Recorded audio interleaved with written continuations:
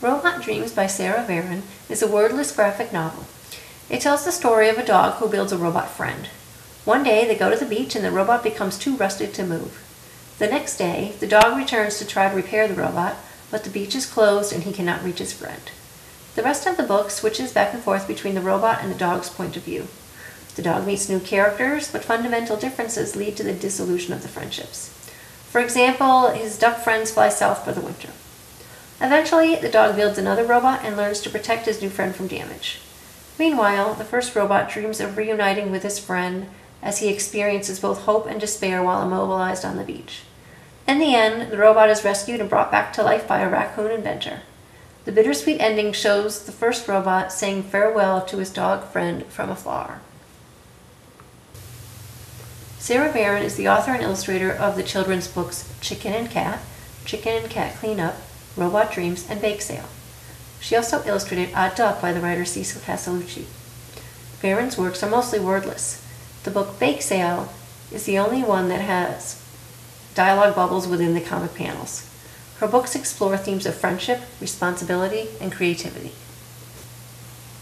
Despite its seemingly simple appearance, the story has multiple conflicts, strong themes, and realistic characters. One of the interesting aspects of this book is that many of the dog's friendships end, but no single person is at fault.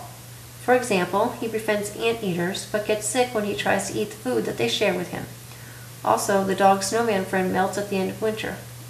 These points can be considered by students. Did the dog try hard enough with his friendships? Or do friendships sometimes not work out through reasons beyond our control? Meanwhile, the robot dreams of a reunion that never comes. He learns to recover and let go when he is brought to life by a raccoon. The theme of friendship and how it can change is something children can relate to and think about deeply. The way characters are presented, no one is the villain. The dog might seem terrible at first for leaving his friend, but he returns to the beach a few times to try and help. The powerful final scene might seem sad or unsatisfying at first, but the robot's gesture is mature and loving. This book was included in the 5th and 6th grade Connecticut Department of Education summer reading list. Despite being wordless, the book is 200 pages long and has subtle details.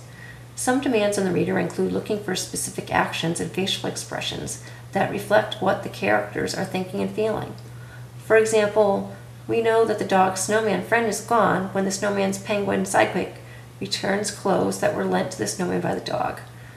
In the last panel of this scene, the dog holds the snowman's carrot nose in his lap with a pensive look on his face. In addition, readers need to distinguish which panels involving the robot are actually taking place in the robot's imagination. The author indicates this by using wavy lines to outline the panels instead of straight ones. The friendly and simple illustrations will motivate readers to engage in the story and notice the details. Reluctant readers will be able to focus on making meaning without worrying about decoding. The length is also a benefit because it gives readers time to think about the conflicts. It is a quick read, but there are multiple events to support the theme. I found myself surprisingly moved by this book.